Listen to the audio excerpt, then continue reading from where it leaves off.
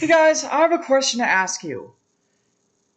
Have you ever been to middle school and you couldn't read graphic novels as an assigned book? Well, and I have another question for you guys. Have you ever been to high school and you were assigned to read a graphic novel? Well, that's what I did recently in class. We were assigned to read a graphic novel lately, and it was a good one. And I'm going to be doing a book review on Nimona. Probably one of the best graphic novels I've ever read. So, I'm going to get into the review. So, basically, the book begins with a teenage girl named Nimona. She wants to be the sidekick of this villain named Ballister Blackheart. Like, basically, at first he says no, but then she shows him that she can shapeshift into any animal. And since he sees that the shapeshifting is pretty useful, he decides to hire her. Like, basically, they decide to blow up a tower, like where the king lives, and instead, Nimona just wants to kill and all that kind of stuff. So basically, when they break into a science lab, they're caught by Ballister's former best friend, Ambrosius Goldenloin. Basically, their rivalry. I don't know how to say it, but basically, Ballister beat him in like a he basically beat him in something, so Ambrosius shot his arm off, like clean off, and so Ballister has like a metal arm now. Anyway, Nimona starts to fight the guards with really cool effects too, and it's kind of a bloodbath too. She basically kills them, and yeah, this book's pretty dark, guys. But anyway, like Ballister and Ambrosius start a sword fight, but then that's when the building explodes and Ballister thinks that Nimona is still in there. But then in a really funny scene in the book, Nimona pretends to be the institution, which is like an evil organization in the kingdom.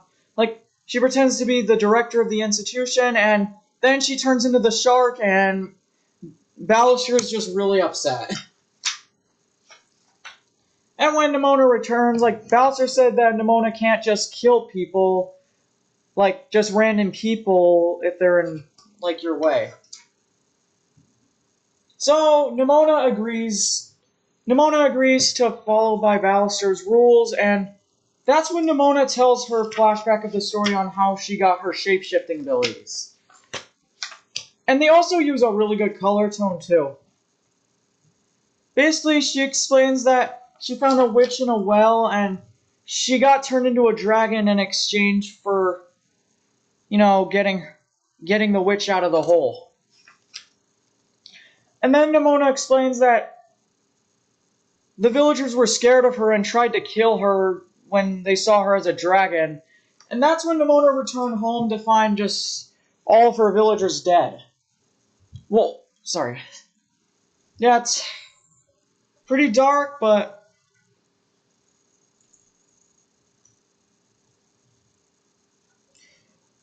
Ballister feels a little skeptical about the story, too.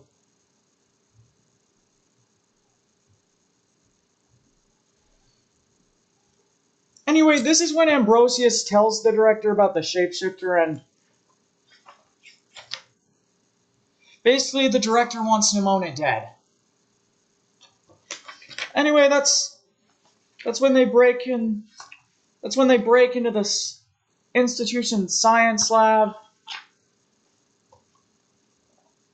That kind of stuff. And then they basically find out the institution is using jade root, which is like a very poisonous plant that can like basically kill anyone.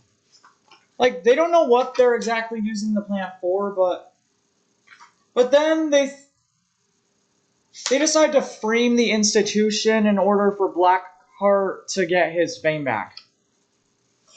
Like, basically, Nimona poses as a news reporter because she can also turn into people, not just animals.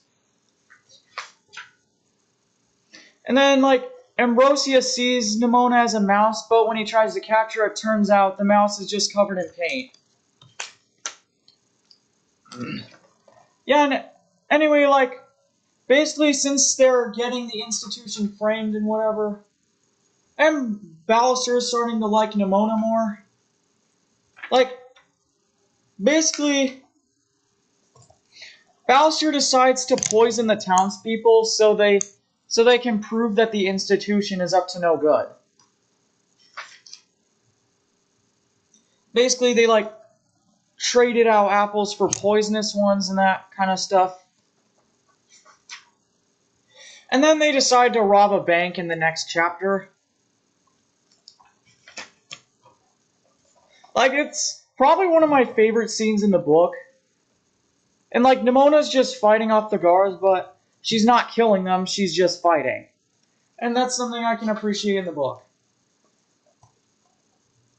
And anyway, Ballister like basically breaks into the vault with a laser gun that's so sick.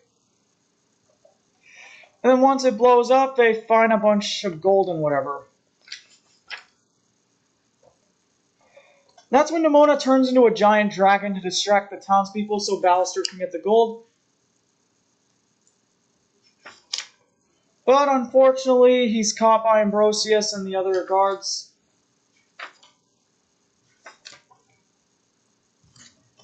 And then they get archers to try to fire at them when they try to escape, but luckily they're able to get away, and Nimona even gets an arrow in her leg, and it's a pretty bad injury.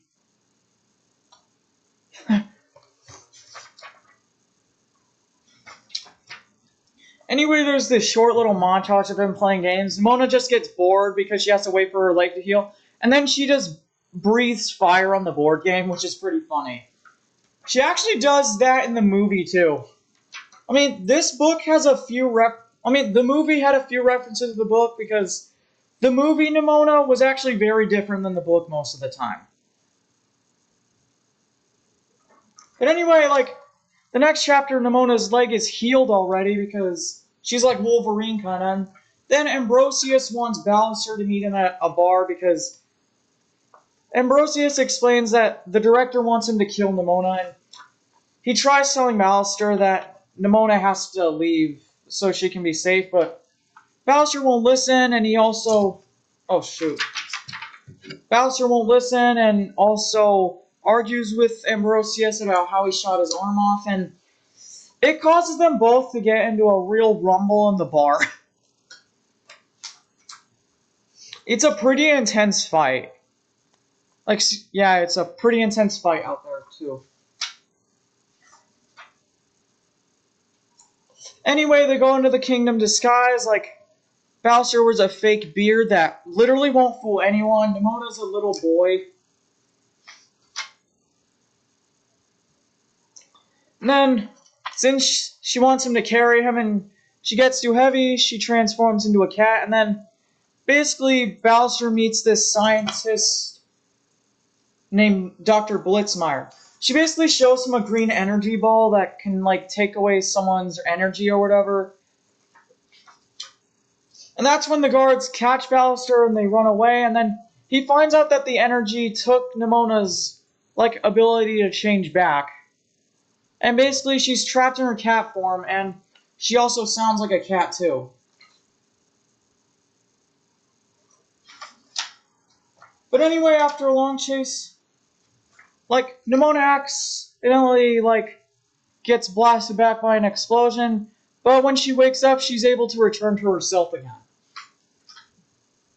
And basically, like, Nimona is, like, in a fit of rage when they get back, because she's never, like, lost her power before.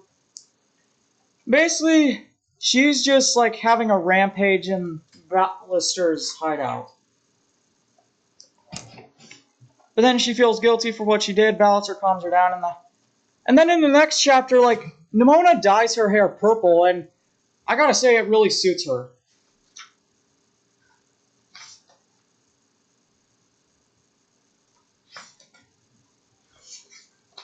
And then the next night at a fair, like, they're able to poison the people, like, basically makes this guy vomit everywhere, and basically the institution has been, like, they've been treating the townspeople like crap, so that's when the townspeople finally start fighting against the institution, which is another great scene in the book.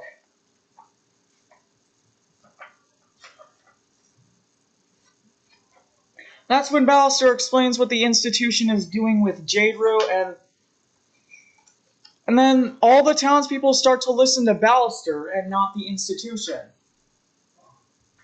But then that's when Ambrosius comes and leads Ballister into a trap for Nimona to come save him, but unfortunately that backfires very fast, and this is an awesome fight scene too in the book. Nimona just shapeshifts over and over again. It's pretty cool.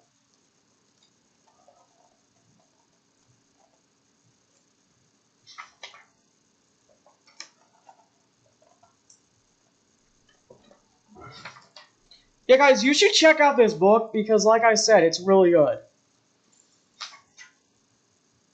And then that's when Nimona's head gets chopped off in her dragon form, but then her head grows back and she becomes even larger and starts breathing fire at them.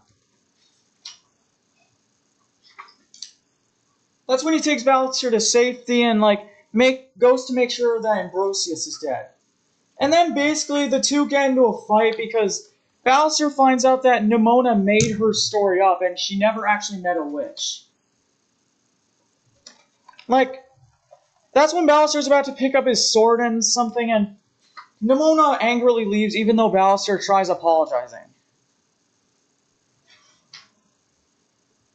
And that's when Ballister decides to call Blitzmeyer to ask her or him about the device and shapeshifters. And she explains the legend of Glorith, who was a fearsome warrior or whatever who fought shapeshifters. And then after his talk with Blitzmeyer, he goes to a hospital because he finds out that some of the people are actually dying from the poison they created. So he tries to heal them, but that's when he's caught by the guards, and for some reason he just surrenders right away and doesn't even fight back. And that's when he sees Ambrosius guarding him, and Ambrosius explains why he shot his arm off. Basically, the director rigged the competition, where you sit on a horse, and I think it's called joust, I don't know. But basically, she gave him a weaponized weapon, and when he fell off his horse and Ballister won, he accidentally pressed the button that shot a gun out, or something. So yeah, Ambrosius didn't mean to. It was really the director who shot his arm off. But anyway, that's when Ballister's taken to this lab, and he finds out that the director kidnapped Nimona and is trying to take her blood.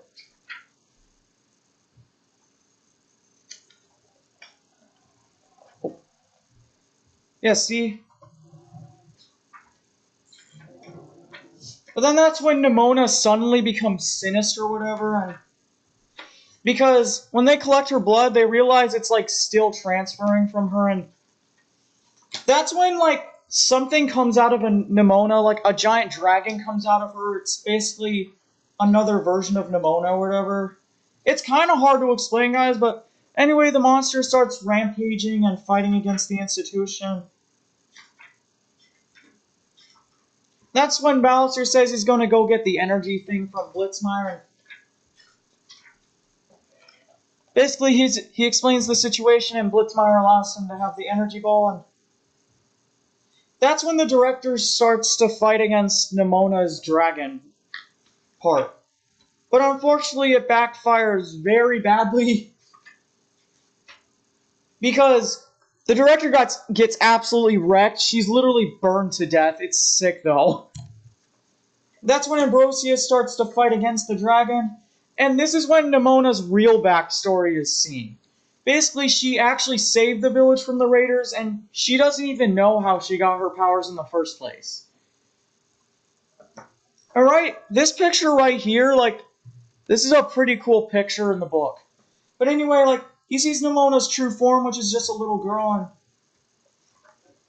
Ambrosius also gets badly hurt when he's trying to fight the dragon. It's a pretty intense fight in the book.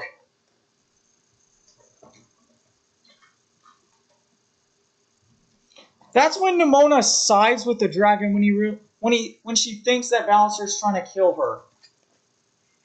Like, anyway, the beast chases after Ballister, and that's when he shoots the dragon with the jade root. And then in a really, like, devastating scene in the book, like, the building explodes with Nimona's, like, both the dragon and herself in the building. But then Ballister takes Ambrosius to the hospital. He's with the doctor. But then the doctor comes in a second time.